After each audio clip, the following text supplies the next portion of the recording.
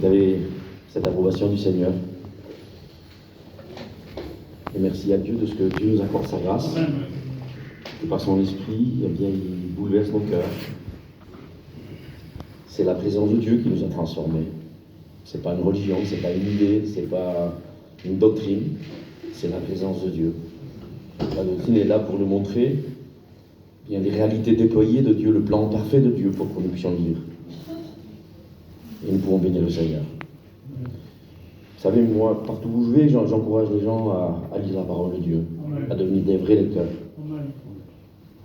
Vous verrez, si vous prenez la décision de lire beaucoup et d'étudier pour essayer de comprendre, si vous placez un vrai intérêt, vous verrez votre vie comme elle va être transformée. Toutes les expériences que vous avez vécues à cause de cela. Mais non, c'est à vous de saisir réellement l'idée. C'est que c'est difficile en réalité. Une vie chrétienne, il n'y a pas besoin d'avoir beaucoup de connaissances. Une vie chrétienne, ça se vit dans la présence de Dieu, dans la prière et dans la lecture. La Bible dit heureux. Donc ça fait partie des béatitudes. Heureux. C'est-à-dire béni, chanceux. C'est-à-dire une bénédiction est tenue en réserve pour ceux qui lisent la parole. Parce que la Bible dit que si tu lis et que tu agis fidèlement selon tout ce qui est écrit, alors tu réussiras. Qui c'est capable de réussir? Amen. Oui. Nous, on voudrait ne pas fauter, être le plus fidèle possible. C'est vrai. On se sent bien quand on est droit devant Dieu, on n'a rien à se reprocher, on peut lever les mains pures devant Dieu, et puis invoquer le Seigneur, on se régale. Mais quand on a fait mal, on baisse les yeux. On fait comme le publicain qui rentre dans le temple, il se frappe la poitrine, il est là, il se cache derrière un pylône là-bas, et puis il n'ose même pas lever les yeux au ciel. Et ça dure des jours, on se refuse de prier, on se refuse de lire, on se sent mal à l'aise. Là où c'est le plus terrible, le mal-être, c'est quand on a quelqu'un chez nous qui est malade et qui voudrait prier, mais on ne prie pas parce qu'on se fait un procès. Oui, on se fait un procès, on n'est pas tellement comme il faudrait. Mais quand on lit l'Écriture et quand on prie le Seigneur, c'est ce qui nous tient dans le respect, dans la crainte. C'est comme on travaille sur des hauteurs, mais il y a des barrières qui sont là. Donc on va buter contre les barrières et puis on va tomber, ça s'appelle des garde-fous. Mais il y a des limites à ne pas dépasser. Mais, ça nous aide. Ça nous rappellera toujours, ça nous ramènera sur le droit chemin. Nous sommes avertis par le Saint-Esprit, heureusement. Notre conscience restaurée, comme je l'ai dit hier soir. Le Seigneur, il a restauré l'intelligence de notre esprit. Il nous a restaurés. Vous voyez, quand j'ai lu ce verset-là, pour essayer de vous le faire comprendre, que Dieu, il a rénové l'esprit de notre intelligence. C'est des facultés que Dieu avait données quand il a créé l'homme. Alors que le péché avait commencé à agir, la désobéissance avait commencé à agir, dans la pensée de Caïn, il y avait de la jalousie, de la méchanceté, il avait prévu de tuer son frère. Il était gênant pour lui. À un moment donné, il aurait pu se poser des questions. Pourquoi Dieu n'est pas favorable par rapport au sacrifice ou à la vie qu'il menait, au culte qu'il rendait à Dieu? C'est parce que son cœur était mauvais. Et c'est peut-être pas tellement l'offrande, mais c'est l'idée qu'il avait de ce qu'il voulait offrir à Dieu. Allez, donnez-vous des fruits gâtés à Dieu. Pas terrible, hein? Tandis que Abel, lui, il a donné la première de ses brebis, la plus belle. Vous voyez? C'était l'innocence, là. Ça ressemblait à Jésus dans le sens prophétique. Que Jésus allait mourir, qu'il allait être l'agneau de Dieu qu'il allait être offert. Et lui, il a donné que des fruits gâtés. Mais dans sa colère, dans sa jalousie, Dieu lui parle. Il dit, écoute, voilà ce que je te dis. Le péché couche à ta porte, mais toi domine sur lui. Comment ça aurait été sage? Comment ça aurait été possible? Comment ça aurait été plutôt injuste de la part de Dieu? Je le dis, comment ça aurait été injuste de la part de Dieu qui dise à Caïn, domine sur ton péché s'il n'avait pas la possibilité de le faire. Vous dites-vous à votre fils, fais ça là parce que je sais qu'il sait le faire. Et puis profondément, vous savez qu'il n'est pas capable de le faire. Mais vous le mettez devant le fait que c'est un inutile. Mais au contraire, un père aimant, il dit, mon fils, tiens, fais ça. Et puis tu l'aides, et puis en réalité, c'est toi qui le fais. Puis il dit, tu vois, mon fils, toi, tu étais capable, tu l'as fait, alors que c'est toi qui l'as fait. Et c'est ce qu'on fait, on veut encourager. Mais le Seigneur lui dit clairement, domine sur ton péché. Domine sur le fait que tu vas tuer ton frère, le fais pas. Laisse pas la colère et la jalousie te faire changer dans ce que tu entreprends de devenir pour Dieu. Si Dieu lui dit, c'est qu'il avait la capacité dans son intelligence, dans sa mentalité, il avait la possibilité, parce qu'il avait des capacités données. Et Dieu, dans la grâce, quand on vient avec l'ignorance, on vient avec les ténèbres dans nos vies. Et puis le Seigneur, il restaure, il rénove l'esprit de notre intelligence, notre propre nous-mêmes pour avoir de vrais jugements, une vraie faculté de choisir ce qui est bien et mal, et de faire des choix sans que ce soit le Saint-Esprit qui nous pousse sous l'Écriture. Mais, allez, disons que l'Écriture et l'Esprit nous aidera à découvrir des choses qu'on ne sait pas, mais qui nous aidera à aller dans une progression. Parce que la Bible dit que Dieu ne nous appelle pas à devenir pire, mais à devenir meilleur. Amen. La Bible dit que tes progrès soient évidents de tous. Allez de progrès en progrès. Soyez remplis du Saint-Esprit. Soyez débordants du Saint-Esprit. Remplissez bien, mais après débordants. Ah, il y a toujours une étape qui vient là. Je prie pour vous, dit Paul, afin que les yeux de vos cœurs s'illuminent et que vous puissiez, avec une pleine intelligence, agir avec amour. D'aller de progrès en progrès. Et c'est ce que le Seigneur nous demande. D'aimer de plus en plus. De nous consacrer de plus en plus. Donc, il faut aller de l'avant. Est-ce que vous avez l'impression d'avoir avancé? Et normalement, quand on parle de la conversion depuis hier soir, quand on se convertit, c'est un véritable engagement, comme nous l'avons dit. Et puis, c'est entrer dans le domaine de l'obéissance, puisque le mot épice, c'est d'aller vers, c'est dans une direction. C'est revenir à quelque chose en même temps.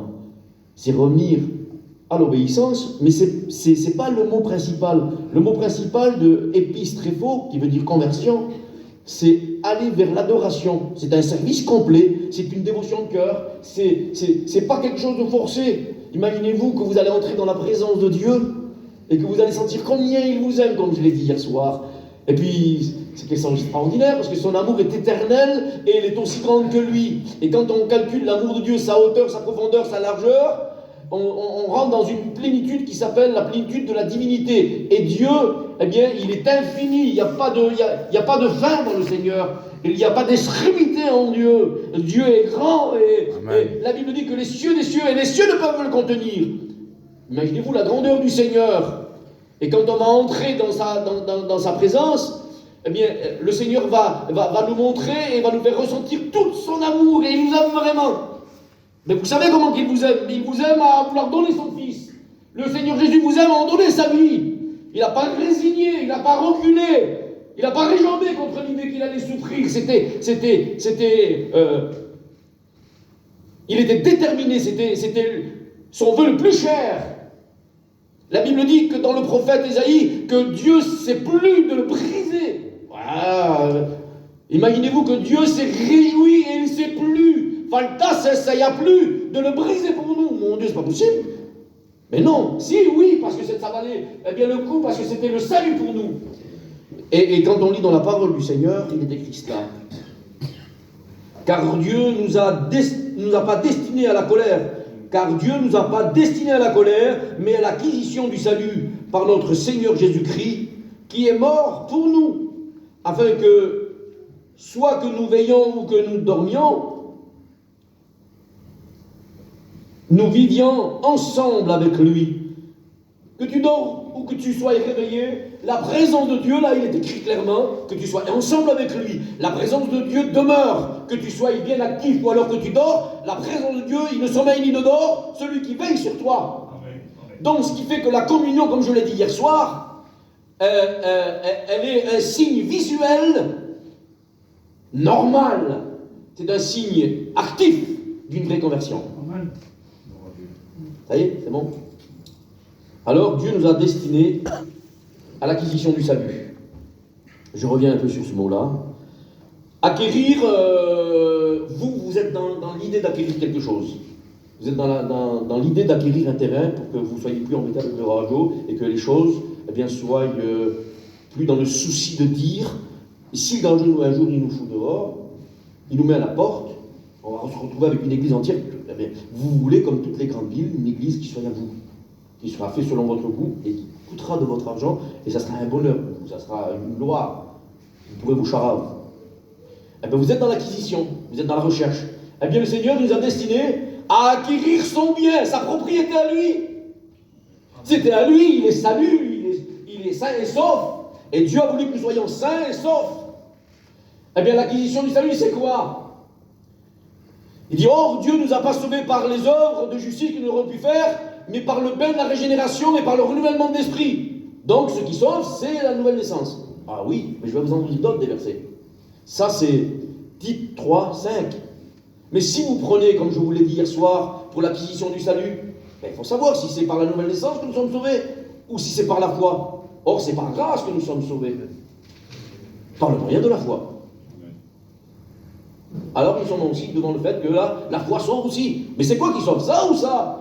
Et puis, si on lit dans Marc 16, 16, celui qui croira et qui sera baptisé sera sauvé. Mais celui qui ne croira pas, le même verset qui continue, sera perdu, condamné ou pas sauvé. Alors, ce qui fait que si, admettons, le baptême aurait rentré en ligne de compte du salut, eh bien, il dit, celui qui ne croira pas et qui ne sera pas baptisé sera condamné. Mais là, il continue le verset, mais par contre, celui qui ne croira pas sera condamné. Le baptême servira simplement, eh bien, d'engagement d'une bonne conscience. De manière, l'eau du baptême ne purifie pas les souillures du corps. C'est qu'une image. L'image, c'est quoi? Eh bien, c'est comme le temps de Noé. Noé et sa famille ont été sauvés au travers de l'eau parce qu'ils étaient dans le bateau. Ah, c'est facile ça, hein? En Pali, je n'aurais pas dit mieux. Je crois que ça doit être en espagnol qui parle de ça. Mais pour dire qu'aujourd'hui, si nous sommes sauvés au travers de l'eau, c'est pas l'eau du baptême, c'est l'eau de la parole. C'est l'eau du bain, de la régénération, c'est la parole qui nous a fait naître de nouveau. La parole, il faut y croire. Donc c'est la foi qui nous permet de saisir l'acquisition du salut par la foi. Mais il est écrit aussi quelque part que, comme je vous l'ai dit hier soir, je le rappelle pour ceux qui n'étaient pas là, quand on lit dans Matthieu 18 au verset 3, celui qui ne se convertit pas et ne devient pas comme un petit enfant, eh bien, ne peut être sauvé ou entrer dans le royaume des cieux. C'est encore salutaire. Et puis un autre verset, pour le dire comme ça, vous saurez. Quand on lit dans Luc 13 au verset 3, je l'ai dit hier soir, eh bien, si vous ne vous repentez, vous périrez également. C'est Jésus qui le dit ça. Donc, ce qui fait qu'on comprend que si on comprime les choses, repentez-vous, croyez, convertissez-vous, c'est nous. Ça, c'est notre part. Mais naître de nouveau, c'est le miracle, le prodige de Dieu, qui nous fait passer des ténèbres à la lumière, de la mort à la vie. Et c'est pour ça qu'on dit que la nouvelle naissance, c'est une résurrection spirituelle. Et le baptême sera le symbole d'une tombe liquide. Vous rentrez dans l'eau, vous mourrez à vous-même, vous sortez, c'est une résurrection. Mais ça, c'est que le symbole. Ah bien, la réalité, puisque ça, c'est le symbole, c'est ce que vous avez vécu avant. Dans la foi, dans la repentance, dans la conversion. Vous avez commencé à acquérir le salut, et à partir du moment que vous avez cru, parce que quand tu es dans l'acquisition, c'est comme tu vas, mettons, nous, à la maison, ça fait qu'1 an qu'on a l'église. Mais on a déjà fait avec la dame une promesse de vente. Et devant la loi de Napoléon, même si ce n'est pas devant un notaire, ça équivaut qu'elle n'a pas le droit de vendre à part un certain temps. Eh bien maintenant, on va passer devant le notaire, donc on est encore dans l'acquisition. Comprenez-vous, si la Gadji, elle est devant la loi, à cause d'un papier signé par sa main et par un autre, un engagement devant un tribunal, devant un avocat, elle perd la Gadji. Elle nous doit des intérêts si elle refuse. Elle est dans l'obligation parce qu'elle nous a fait promesse de vente, alors que ce n'est pas devant notaire. Parce que c'est la loi de la France, la loi Napoléon. Et ce qui fait que quand on commence à croire et dit le Seigneur, eh ben, tu seras sauvé. Ben, ça y est, je rentre dans le salut, dans l'acquisition. Mais pour dire que naître de nouveau, comme je l'ai dit, naître de nouveau, c'est un ensemble de choses. C'est croire, se repentir et se convertir. Et tu nais de nouveau parce que c'est l'action de Dieu, ce qui fait que quand tu es en construction, parce que l'apôtre Paul il dit, je souffre les douleurs d'enfantement jusqu'à que Christ soit formé en vous. La foi, la repentance et la conversion, c'est Christ qui va être formé en nous. Seigneur, c'est beau. Amen. Seigneur, c'est trop facile de le lire. Amen. Tu vois pas? En nous, le Christ va être formé. Eh oui, l'apôtre Paul il dit, la vie chrétienne, je la vis par la foi. Il dit, je me considère maintenant comme crucifié avec le Seigneur. Ce n'est même plus moi qui vis, c'est Christ qui vit ma place. Amen. C'est un miracle, c'est ça la nouvelle naissance. C'est pas juste, ça y est, le Saint-Esprit habite en toi. Non, Christ est en toi, mais plus en toi. Il vit à ta place. Amen. Dans tes membres, dans ton esprit, dans toutes les parcelles de ton être. dans ton esprit, dans ta conscience, dans ton âme, dans tout ce que tu es. C'est fini. L'être ancien, il est mort. Il a été détruit, la Bible dit dans Romains 6. Rendu à néant, sans force. Même le péché n'a plus de force sur nous. Mais oui, allez vous tenter quelqu'un qui est mort. Réellement, nous sommes dans le renoncement, dans la repentance. Mort. Parce que la conversion, c'est de dire, écoutez-moi, mon père, il a acheté une voiture. C'était une voiture essence. Il a enlevé le moteur, il a mis un moteur diesel, il a mis tout le faisceau, il a mis tout ce qu'il fallait, et puis donc c'est une conversion. Comprenez-vous ça? Eh bien, si autrefois j'étais ténèbres, maintenant je suis devenu lumière, et si on croit que la conversion c'est juste donner son cœur à Dieu, je vais aux réunions, c'est totalement, une erreur. La conversion, c'est de dire qu'il y a eu une transformation, mais aussi l'engagement pour que la transformation arrive. Si tu ne t'engages pas dans la conversion, qui va te transformer? Le Seigneur ne transformera rien du tout. Mais si tu ne lui laisses pas la pleine liberté de construire en toi, c'est lui qui construit. Alors laisse-le construire. Amen. On continue? Ah, merci Seigneur. Alors, la conversion, c'est l'action de se détourner de l'idolâtrie, des idoles muettes, des faux dieux.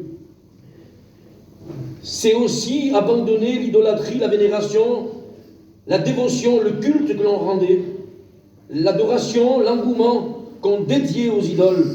Mais il y a aussi ceux qui ne croient pas en Dieu.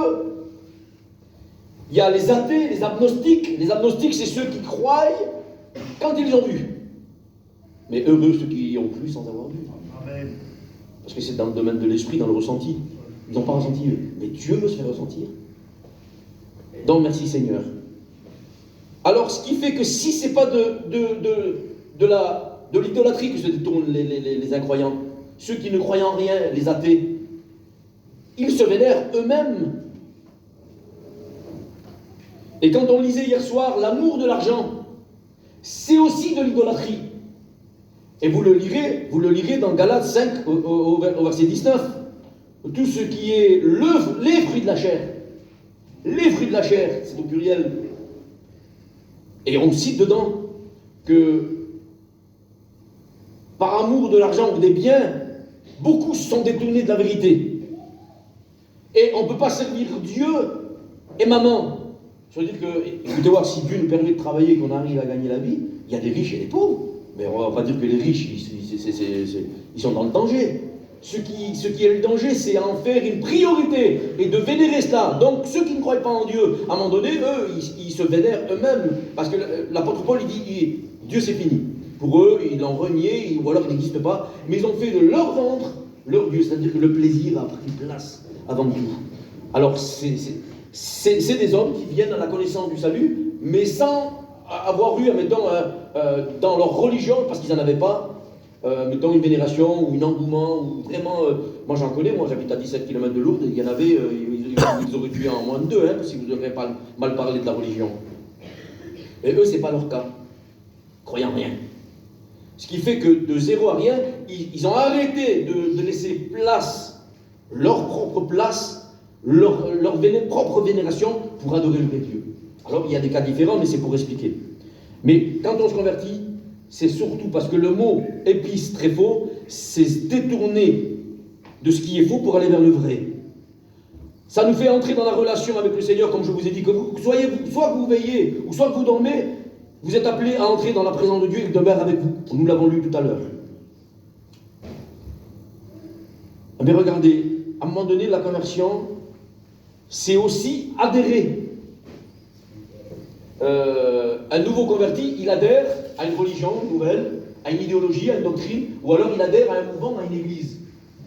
Mais ça, c'est trop humain dans le sens de l'expliquer. À la limite, on peut se convertir à l'islam, on va aller dans une mosquée, et c'est aussi se convertir, ça. Mais c'est un côté profane et laïque, pour certains. C'est pas biblique, ça amène pas la vie. Il ne va pas y avoir une transformation. La nouvelle naissance ne viendra pas parce que c'est pas déjà la foi dans la vérité, dans les Écritures qui donne la vie. Ta parole, vers qui d'autre irons-nous qu'à toi, dit Pierre. Tes paroles donnent la vie. Amen. Alors, Donc le fait de venir dans le Seigneur et d'aller à la conversion, de passer de l'ennemi au Seigneur, d'un maître à un autre, c'est ça, d'un maître à un autre. Il est notre maître. C'est pas un despotique, c'est pas un dictateur qui vient, qui profite de son autorité, comme le diable le faisait. C'est pour ça que le verset dit qu'ils sont passés de la puissance de Satan à Dieu. On ne parle pas de puissance de Dieu là. Le verset dit ça. C'est Acte 26 au verset 18. Il dit, c'est pour les faire passer que Dieu m'a envoyé, dit Paul. Pour faire passer les nations de la puissance de Satan à Dieu. Et pourquoi il ne dit pas aussi la puissance de Dieu à celle de Dieu? Non, il dit parce que là, quand il parle de puissance, là, il parle de domination. Il parle d'autorité, de gouvernement. Nous, on est obligé d'obéir au gouvernement qui dirige la France. Ah ben voilà comment on faisait Satan. Et quand nous nous sommes convertis, nous nous sommes arrêtés de le vénérer, de le servir à lui, et nous avons servi le Seigneur. Alors, nous sommes entrés dans sa présence, et ça, c'est le signe qui devrait peut-être pour certains se dire, Seigneur, qu'est-ce qui se passe? Qu'est-ce que je vis? La vraie conversion, tu la vis dans la présence de Dieu. Amen. C'est une communion intense, parce que Dieu nous appelle à cela. Alors, c'est adhérer à la présence de Dieu. Et le fait d'adhérer à la présence de Dieu, tu vas connaître le Seigneur. Et ce qui est beau dans l'idée, c'est la conversion, c'est passer d'une chose à l'autre. Vous comprenez? D'un pire à un meilleur. Du franc à l'euro. On passe d'une chose à l'autre. Et les choses, après, c'est fini. Hein? On n'en parle plus du franc. Hein? On laisse derrière nous. Parce que l'homme nouveau, créé selon Dieu, les choses anciennes sont passées et tout est devenu nouveau.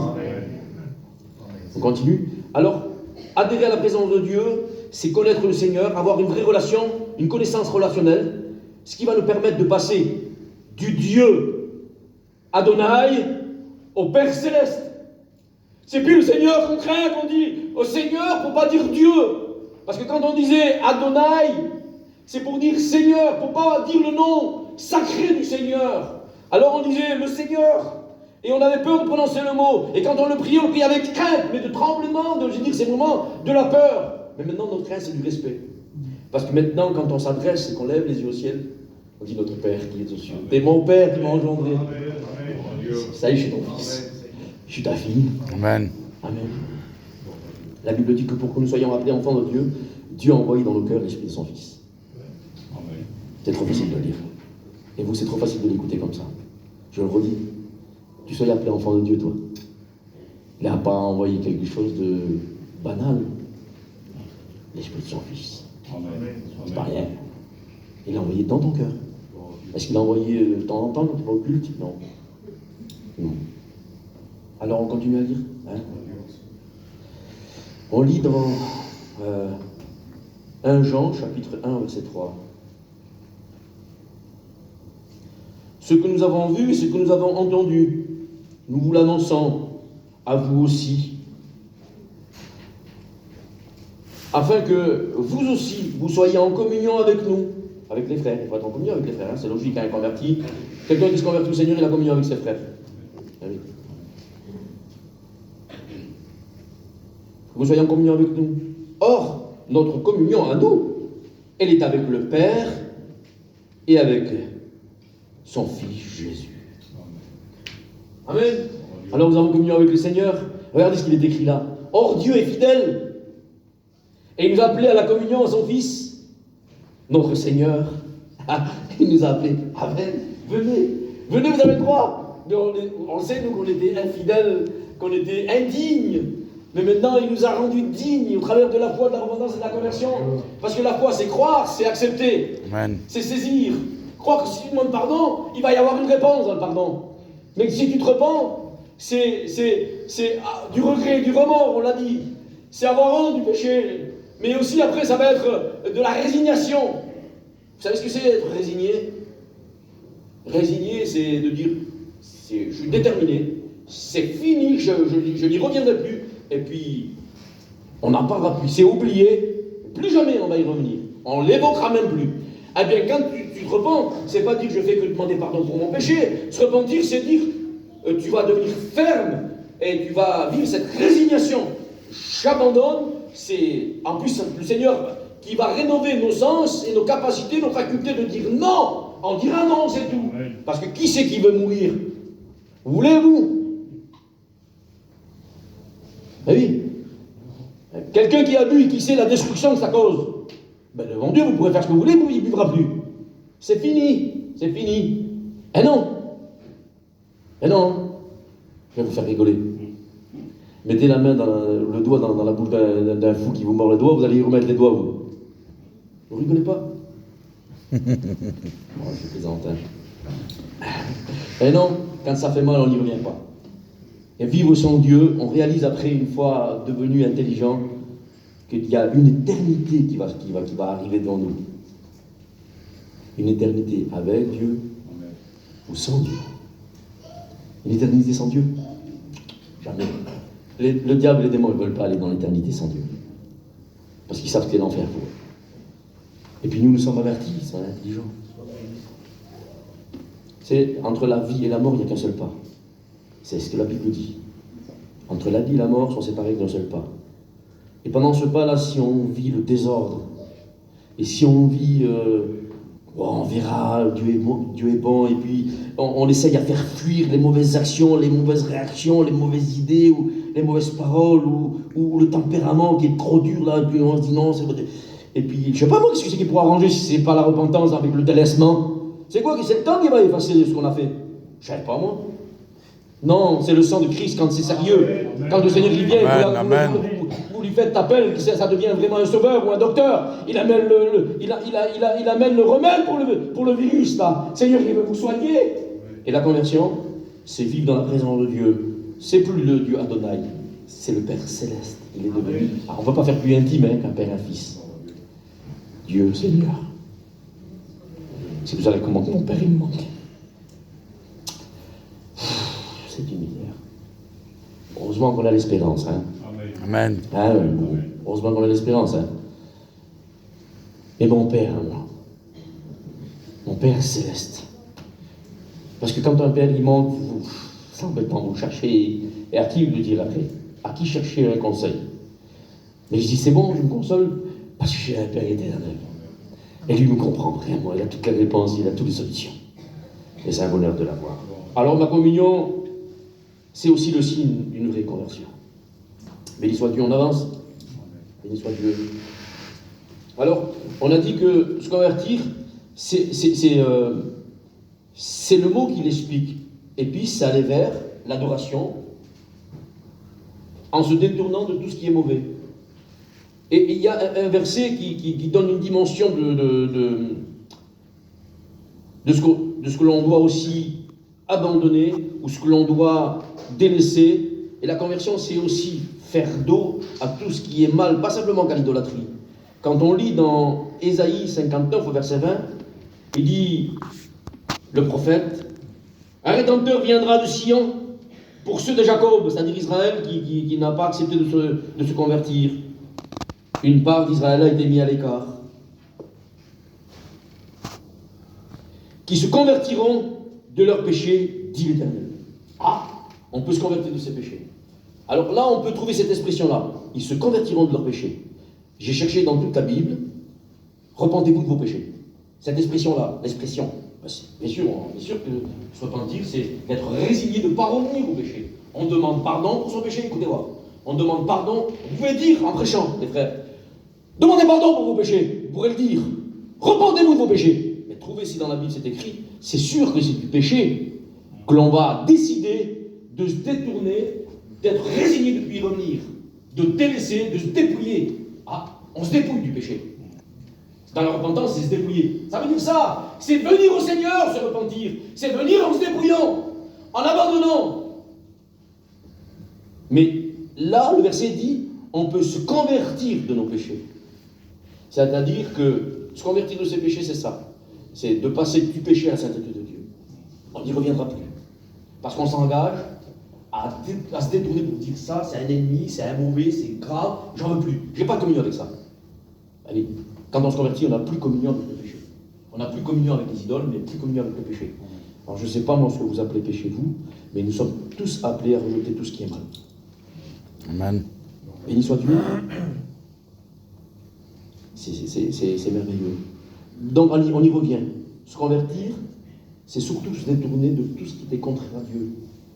Mais quand on se tourne vers lui, c'est surtout pour. La conversion, c'est l'engagement de vie, une vie d'échange. Parce que quand tu rentres en communion avec le Seigneur, c'est une vie d'échange. Et ton échange à toi. Le Seigneur, lui, le Créateur, il va t'aimer. Il va te choyer. Il va te gâter en réalité. Il va vraiment te distribuer à profusion. Mais toi, dans l'échange de l'amour, lui, il t'aime et toi, tu l'adores. Et c'est ça, rendre un culte. Le mot rendre un culte, c'est vénérer Dieu, l'adorer, le servir. C'est-à-dire que nous, on a cru jusqu'à maintenant, là, quand on prie, on dit Seigneur, je te loue et je t'adore. Louer le Seigneur, c'est vanter les mérites de Dieu pour tout ce qu'il fait. C'est chave, Dieu, t'as fait ça, t'as fait ci, t'es capable de faire ça, Seigneur, t'es merveilleux. Mais quand tu l'adores, tu l'aimes pour ce qu'il est. Comment tu fais pour l'aimer si t'es pas dans sa présence, si tu vis rarement avec lui? Je sais pas moi. Si t'aimes Minot, ben tu vis dans sa maison. Hein, cousine? Et puis tu te maries carrément avec lui. Moi j'ai aimé ma femme, moi, à un moment donné, je l'avais marre. Je claquais des dents. Je lui dis, il faut que tu viennes avec moi, on s'en va, hein. Ouais, oh. À l'imprimé, on s'est marié, on avait, je crois, 50 000 dans la poche. Et puis je savais pas où aller. J'avais pas les sous pour aller à l'hôtel. On s'est marié, hein. C'est tout.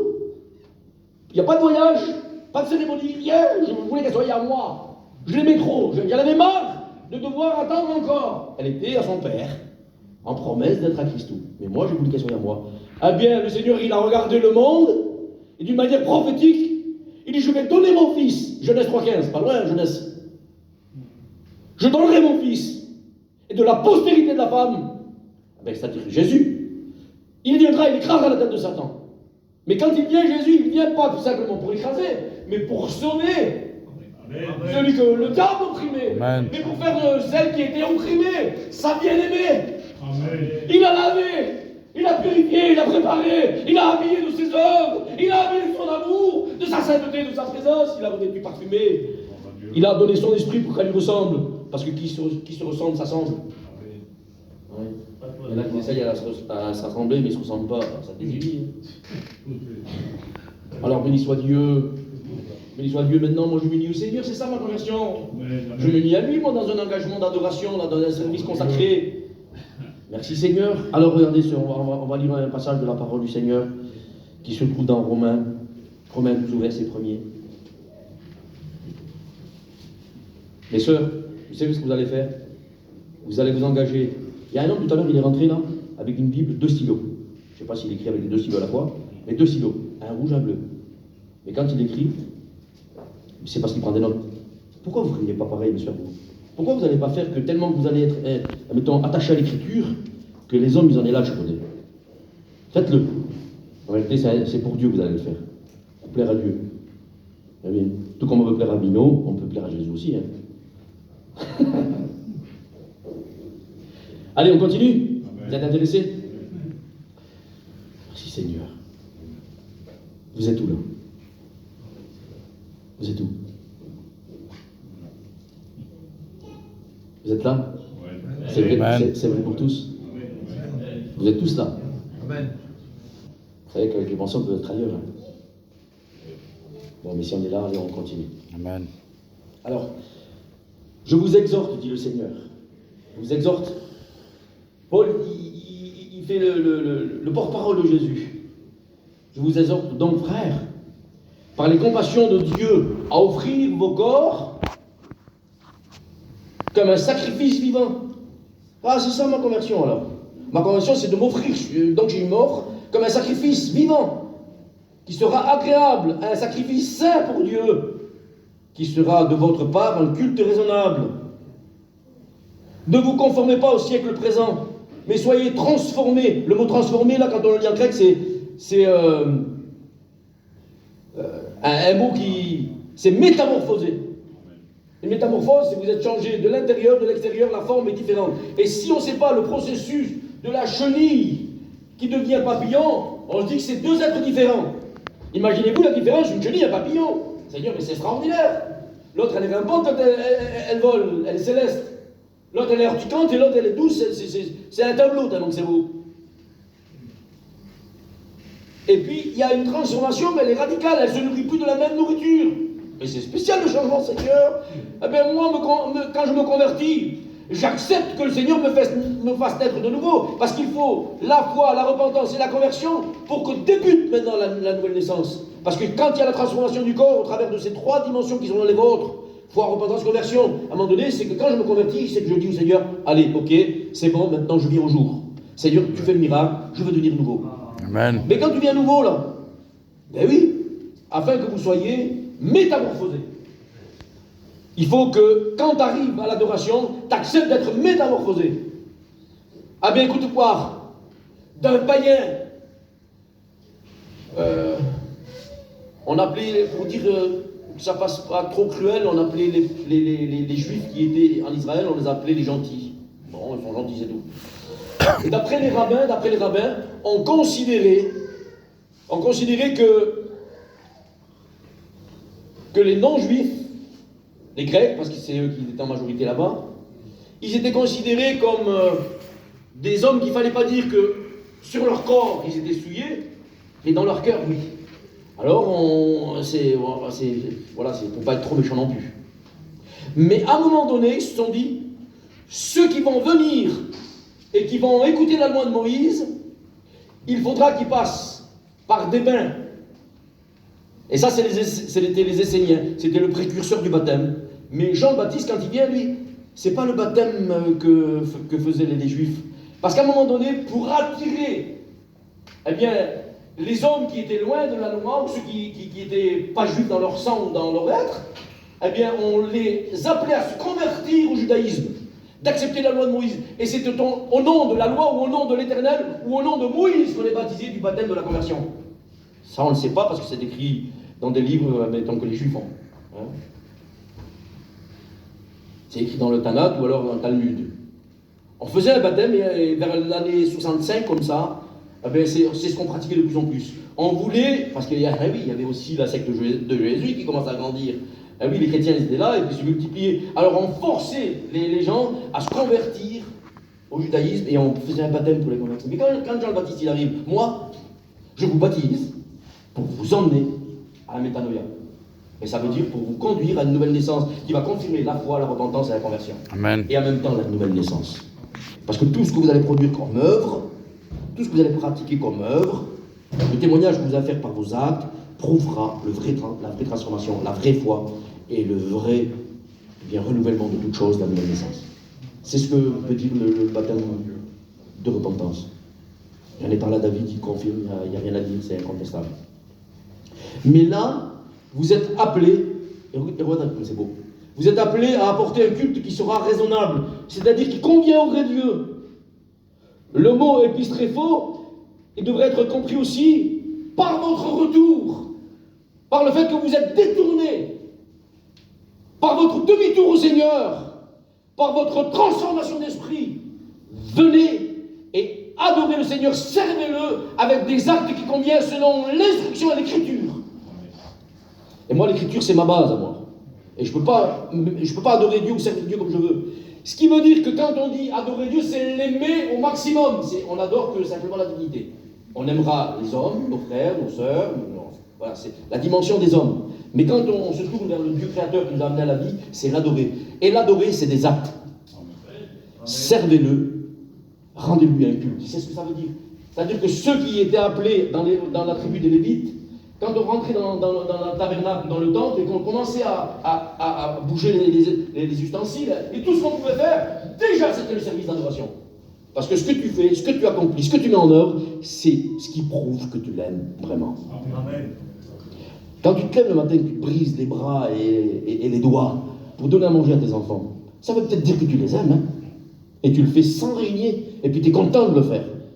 Et même si le lendemain t'as mal et puis qu'il faut que tu recommences, tu oublies ton mal parce que tu sais que tu vas donner à tes enfants ce qu'ils ont besoin.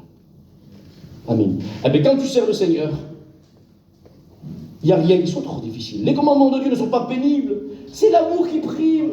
Il n'y a rien qui soit impossible. Il est capable de tout faire. Il est capable de regarder. C'est le meilleur, lui. Écoutez-moi, je vais vous dire quelque chose. Le Seigneur nous a vraiment aimés. Le Seigneur, il regarde la terre, puis il regarde comme un champ. Il regarde, il n'est pas beau le champ là. Et puis qui vient dans le champ là, il vient. il trouve dans le champ un trésor. Le Seigneur, il regarde la terre comme un champ, il dit que c'est l'évangile, que le royaume des cieux est semblable à ça. Jésus vient sur la terre des hommes, et quand il regarde, maman, quel beau champ. Ben, un beau champ, il est bon à être ensemencé. Mais quand il vient, lui, il regarde dans le champ là-bas, il y a un trésor. Il vend tout ce qu'il a. Il renonce à la gloire des anges, à l'adoration des anges, de jouir de la présence de son Père, du bonheur céleste. Il vend tout ce qu'il a, il vient sur la terre des hommes, comme un simple esclave. Il n'est pas venu pour servir, mais non. C'est ça, oui, ou c'est pas ça? Il est venu pour être servi? Non, pour servir. Vous voyez pas la dimension de l'exemple de Jésus-Christ, là? Il n'est pas venu pour être servi, mais pour servir. Amen. Alors si, étant aimer le Seigneur, l'adorer, c'est le servir, Jésus lui l'a dit. Il a regardé le champ là-bas, et tout ce qu'il avait dans le ciel, il a tout renoncé à ça, il l'a vendu. C'est une parabole qu'il fait le Seigneur. Hein. Il vient et il achète le champ. Parce qu'il veut le champ, et il veut le trésor qui est dedans. Et le trésor, c'était vous. Amen. Bon trésor, on n'était pas encore né, on n'était pas encore sauvé, on n'était pas passé par son sang ni par la croix. Mais il a vu le trésor futur. Dieu ne regarde pas ce que tu es aujourd'hui. Regarde pas tes défauts, tes failles, tu n'y arrives pas, mauvais caractère, tout ce que tu veux. T'es une chipie, je sais plus, ou je sais plus. Si toi t'es une chipie, les hommes c'est un chapeau, c'est comment? Ben oui, en vérité. Parce que l'homme c'est le couvre-chef. Et le couvre-chef, c'est un chapeau. Il est dominé sur la femme, pas pour la piétiner, pour l'aimer. Normalement, un homme il devrait prendre sa femme et l'amener comme une inertie, l'amener dans l'élan, l'amener dans l'adoration aussi. Tellement qu'il veut servir le Seigneur. Il y en a qui distribuent avec leurs femmes des petits versets et tout ça. Là. Ils le font avec leurs femmes, pas beau, hein. Pas beau, hein, c'est la maison de la petite prairie. Mais c'est la réalité, il ne faut pas avoir l'âge de ça, c'est beau. Servez le Seigneur avec vos femmes. Amen. Servez-le. Laissez pas devant les feux de l'amour, ça peut être terrible.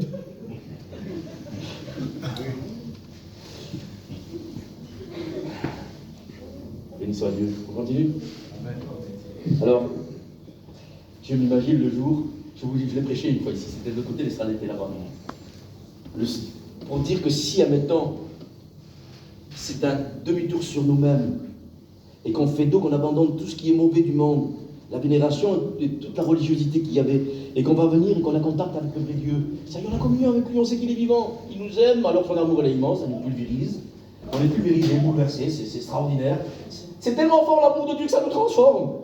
Pas beau, un amour, quand quelqu'un est amoureux là, pardon Seigneur Jésus, il fait du froid, là, mon frère le plus vieux, il disait ça, il dit mais non, il pleut pas, c'est juste de l'eau. Ah ben oui, mais l'eau ça mouille. Mais il dit mais non, oui, mais t'as raison, c'est de l'eau qui mouille, mais c'est pas de l'eau qui pleut. Eh oui, quand t'es amoureux, tu t'en fiches de l'eau qui tombe. Jésus. Eh oui, pour la plus belle, on va tout faire. Et pour le Seigneur, c'est le plus beau. Amen. Comment on va l'aimer? Amen. Comment on l'adore? Il n'y a plus de dimension qui soit gênante. Il n'y a plus de frein. On va s'oublier soi-même. C'est ça se convertir. C'est aussi renoncer à sa propre vie, à ses propres intérêts. Est-ce que vous êtes arrivé jusqu'à ces points? L'aimer éperdument, l'aimer à s'abandonner. Seigneur, prends toute ma vie, je meurs à moi-même, et vas-y, conduis ma vie. Vous savez, perdre sa vie, ça vaut le coup dans le Seigneur. Parce que la Bible dit que celui qui la perdra la retrouvera. Amen. Amen. Alors je m'abandonne dans les mains du Seigneur, je veux le servir. Et puis devant Dieu, je ne sais pas comment accéder. Écoutez, je ne sais pas ce qu'il faudrait pour vous charmer, pour vous convaincre. Il n'y a pas le choix. C'est ça ou rien du tout. Il ne faut pas que ce soit que la peur, la crainte et l'épouvante qui nous amène à Dieu. À un moment donné, moi, quand tu as communion avec le Seigneur, ben ça y est, tu as oublié que tu avais peur d'être perdu, tu allais à l'enfer. Tu as oublié ça. Dis Seigneur, comme c'est bon, là où tu es, je vais être. La Bible dit, là où sera ton trésor, là où sera ton trésor, ton cœur, là aussi sera ton cœur. Amen. Et je veux que mon trésor soit Dieu, soit Jésus. Il est dans le ciel. Et je veux que mon cœur y soit aussi. Amen. La Bible dit déjà présent, dans le temps présent, nous sommes assis dans les lieux célestes en Jésus-Christ. Est-ce que nous sommes assis dans les lieux célestes en Jésus-Christ? Si l'apôtre Paul il le dit, est-ce qu'il ment ou il fait de la poésie? Qu'est-ce qu'il fait? C'est de la philosophie, c'est quoi? Je n'ai personne. Dites-moi, vous, quelle idée, nous sommes déjà assis dans les lieux célestes en Jésus-Christ. Qu'est-ce que ça veut dire, Jean-Louis? Nous sommes vraiment ou pas? Oui. S'il habite nos cœurs, il habite vraiment. Amen. Il n'y a plus de dimension, là, il n'y a plus de kilomètres, là. Amen. Il est en nous, mais pourtant il est au ciel. Mais nous sommes sur la terre, et les pieds bien sur la terre, là. Mais il dit que nous sommes déjà assis en lui. C'est-à-dire que c'est quelque chose d'acquis, de sûr et de certain. Je veux mêler mon chant, je veux mêler ma louange, je veux louer mon adoration, mon amour et mon service à ceux des anges. Et puis les anges, eux, ils brûlent de sainteté. Quand ils sont rentrés dans la présence de Dieu, la première fois, je vous l'ai dit là-bas, quand ils sont rentrés dans la présence de Dieu, Dieu c'est un feu dévorant. Tellement que c'est fort, on compare ce qui émane de Dieu à la force du feu. Le feu, ça consume tout, c'est énorme, il n'y a rien qui résiste à ça. Mais c'est un feu d'autorité, d'amour. Et puis tellement que c'est fort, ce qui est dans lui là, ils ont été embrasés, les anges.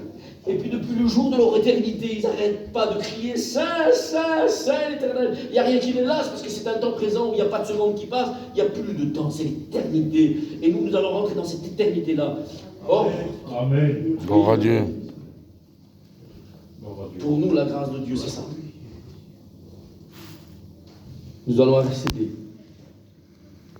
dans la gloire de Dieu. Nous allons pouvoir entrer dans la présence de Dieu.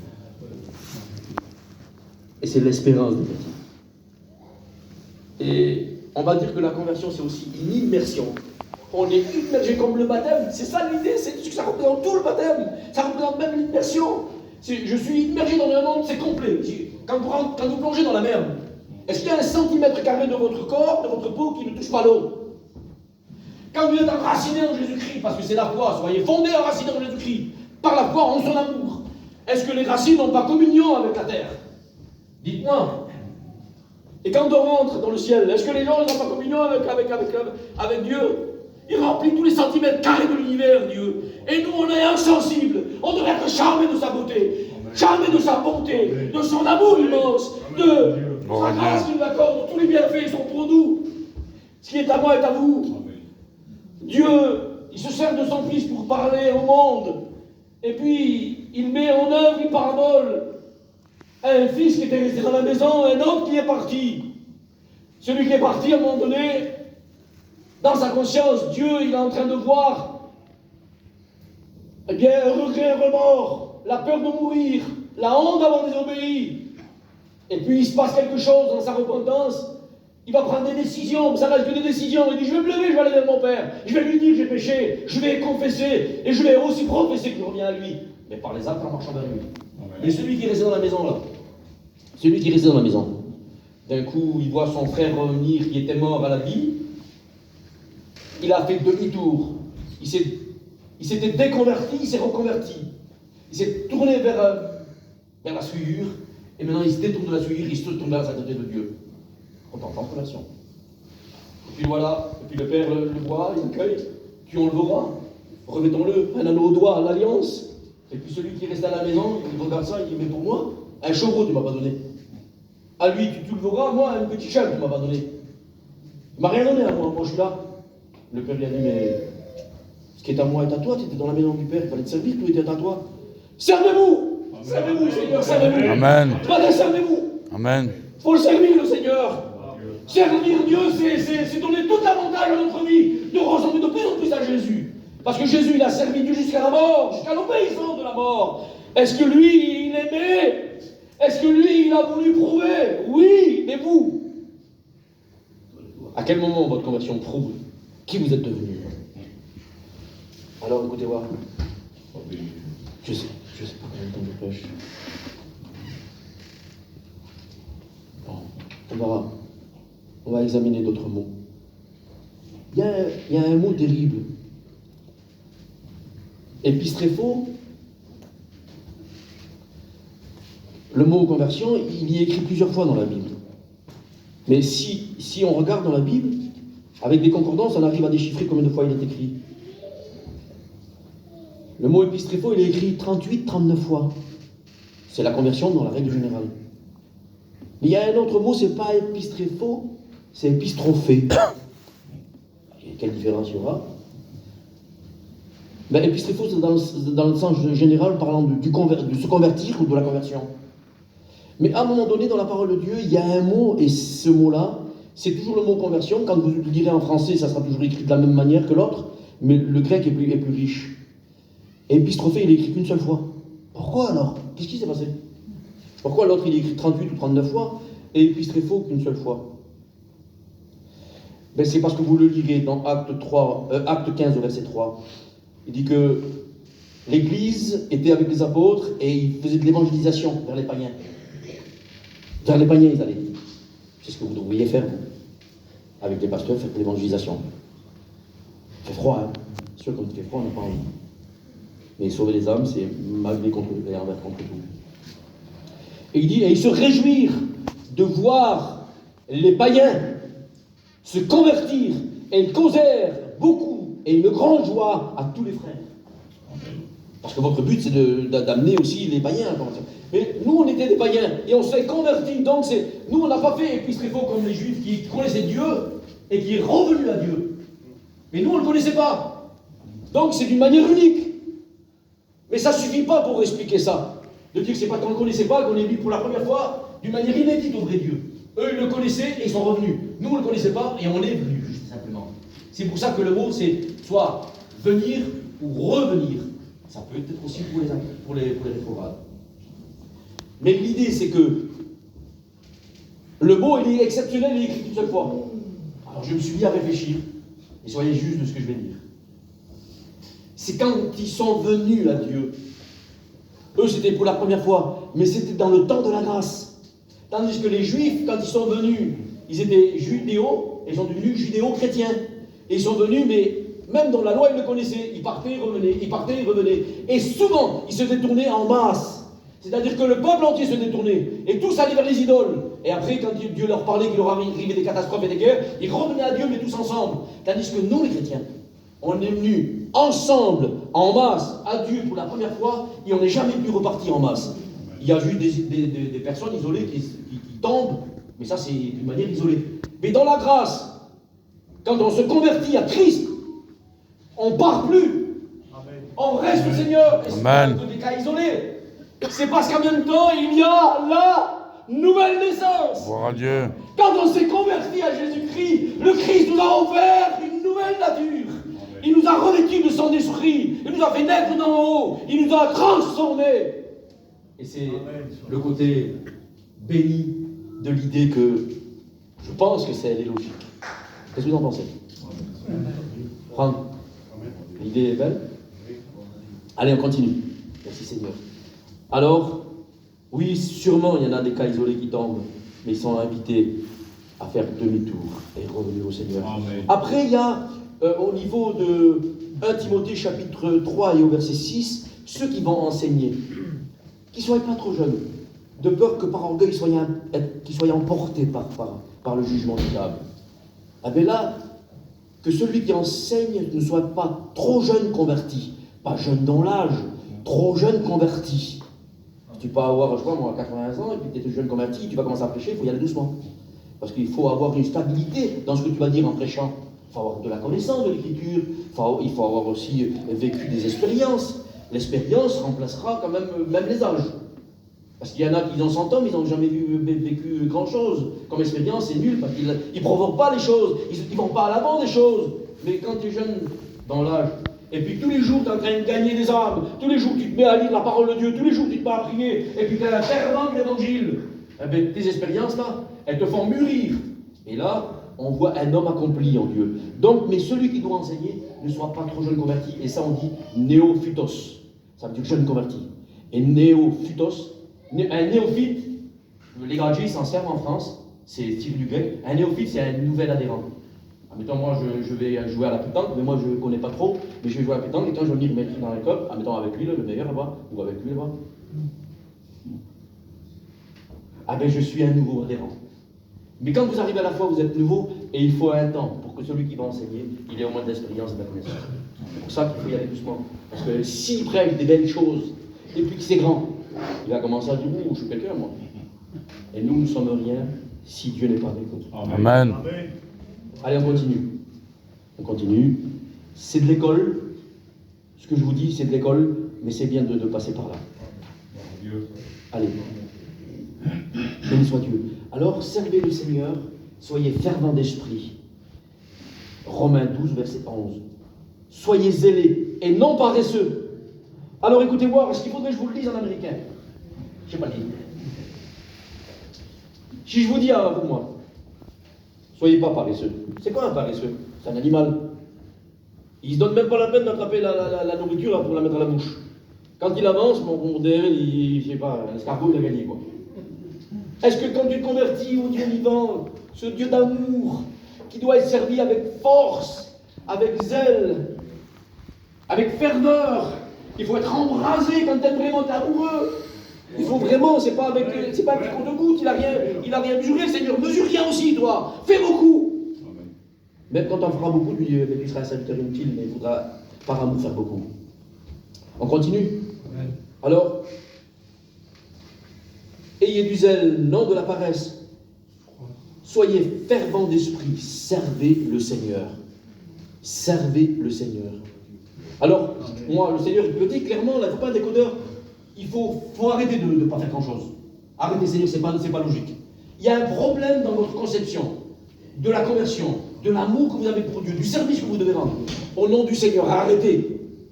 C'est vrai qu'une femme, il faut qu'elle soit derrière les fourneaux, qu'elle fait cuire, tout ça, c'est normal. Qu'elle soit une femme à la maison, c'est son rôle. Mais à un moment donné, sauvez des âmes. Imaginez-vous, écoutez voir, hein. Je ne sais pas quelle idée vous avez, vous, hein, parce qu'une femme qui vient avec sa Bible à l'église, il a du laisse. Il y en a qui disent ça. Je ne sais pas, on dirait que ça fait quelque chose, je ne sais pas, ça donne une mauvaise image. Imaginez-vous que Apollos, il était comparé à Pierre et à Paul. Et quand les gens ils étaient un petit peu charnels, ils disaient, moi, je suis d'Apollos. L'autre, il disait, moi, je suis de Paul. Moi, je suis de Pierre, de Céphas. Mais l'apôtre dit, mais vous n'êtes pas charnel en disant ça. Vous êtes des enfants, vous êtes terre à terre. Moi, je suis de Jésus, voilà. Amen. Mais pour dire que les hommes, ils étaient des références. Moi, je suis d'Apollos. Priscille et Aquilas. Priscille et Aquilas, c'était un couple qui servait le Seigneur. Et dans leur maison, ils avaient une église.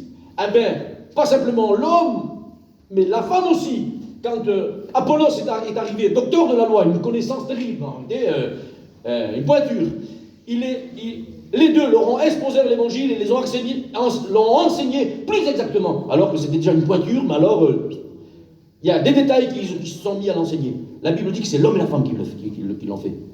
Je ne sais pas, moi, mes sœurs, si vous êtes dans la position de dire à un des serviteurs d'ici, là, tu vois, ça, moi j'ai compris ça, comme ça, et puis le serviteur du regarde.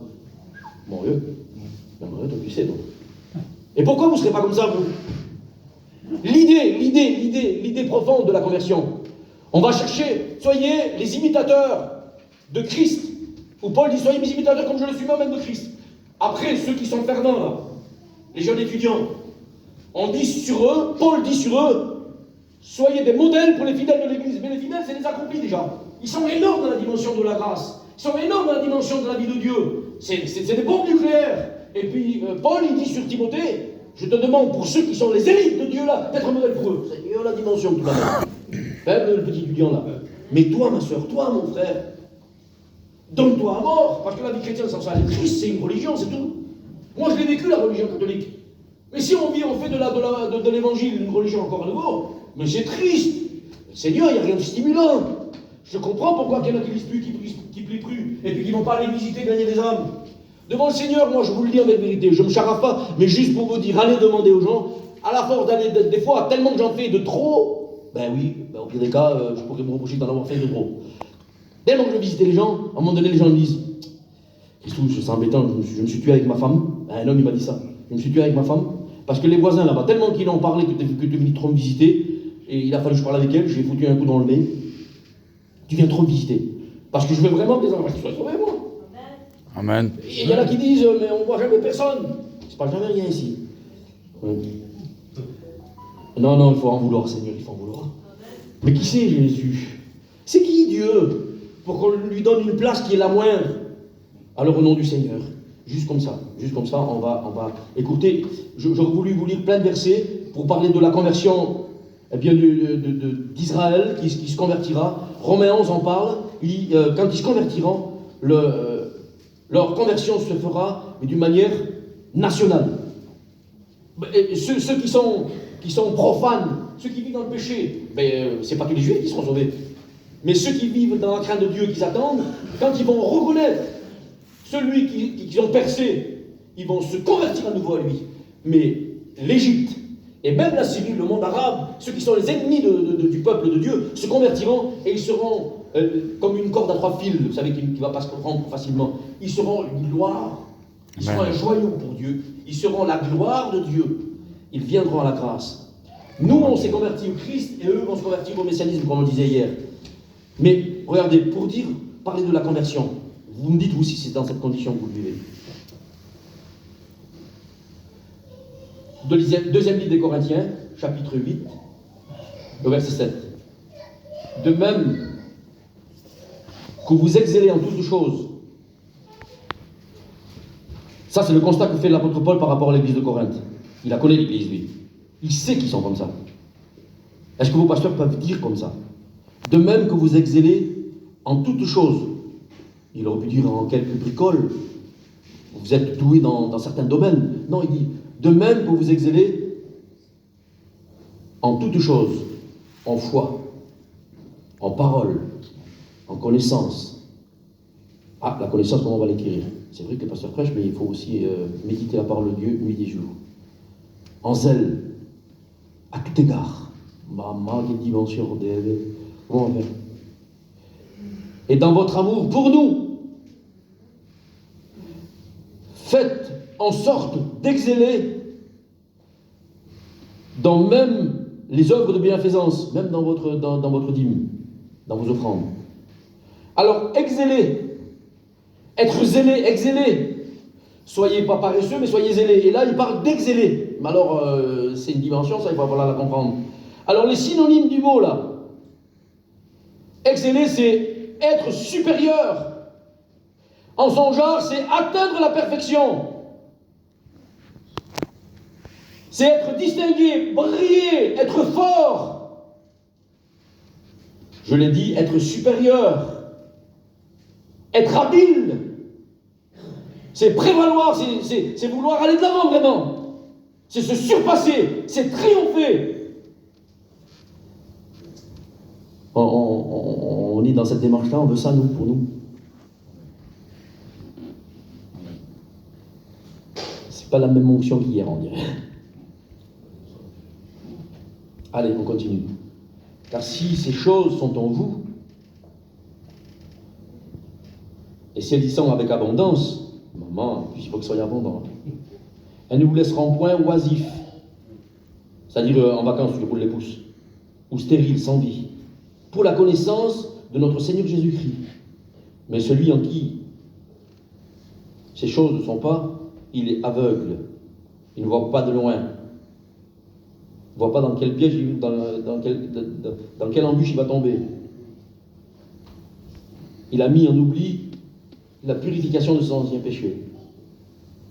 Alors, la définition du zèle, c'est vive ferveur, appliquée aux choses, avoir du soin, aux règles qui sont établies. C'est de l'ardeur. C'est être fervent, actif, assidu. Des fois, on n'est pas très assidu. Attentif, travailleur, enthousiaste, enflammé, empressé, diligent, valeureux,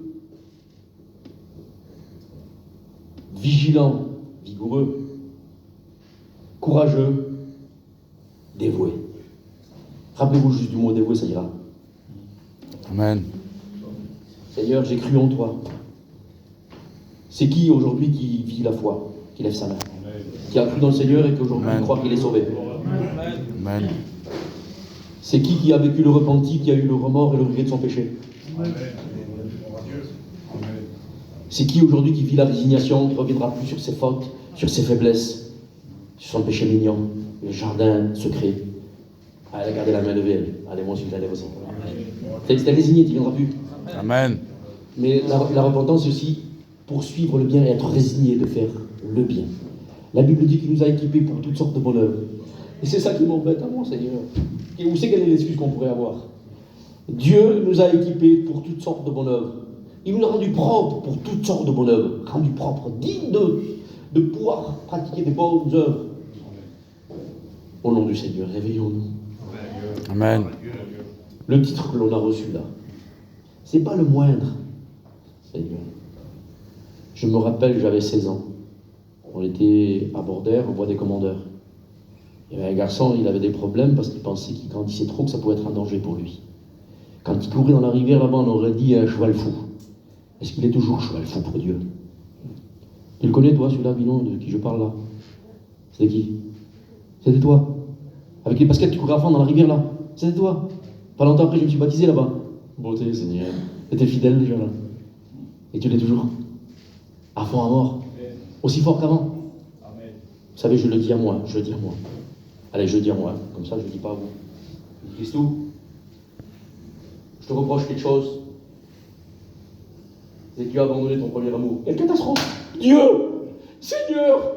Non, Dieu, soyez dans le dos et pleurez! Dieu, soyez dans le dos et pleurez! Tu as abandonné ton premier amour! C'est fini! Vous savez, c'est quelqu'un qui vit la misère. On ne peut plus lui faire confiance. On a été trompé par lui. Alors il demandera pardon, alors il reviendra. Mais on aura toujours la pensée, il va encore nous tromper. Et l'amour, tu m'as aimé, toi, oui. Ah, tu m'as aimé, comment tu m'as aimé, hein? Et puis Seigneur, regarde sur nous. C'est vrai que tu m'aimes comment, Jean-Louis? Tu m'aimes comme le premier amour. Il n'y a que toi, et ça sera que toi. Et puis à fond, là, à mort. Oui, que Dieu nous aide, que cette matinée nous marque. Amen. Que demain, là, ce ne soit pas sur mon canapé avec mes chaussons dans les pieds, là. Et puis les feux de l'amour. Ah. Que Dieu nous aide, Seigneur. Il y a des gens, hein, lui, hein. Autour, il y en a. Hein. Il faudrait combien d'églises comme ça, en réalité, pour que tout soit isolé? 12 ou 13. De quoi? Pour que tout le monde soit... Des églises comme ça? Ah oui, parce qu'il y a du monde. La plus près des églises qu'il y a, là, c'est laquelle? Il y a combien de kilomètres? 45. Saint-Sulpice, combien de kilomètres?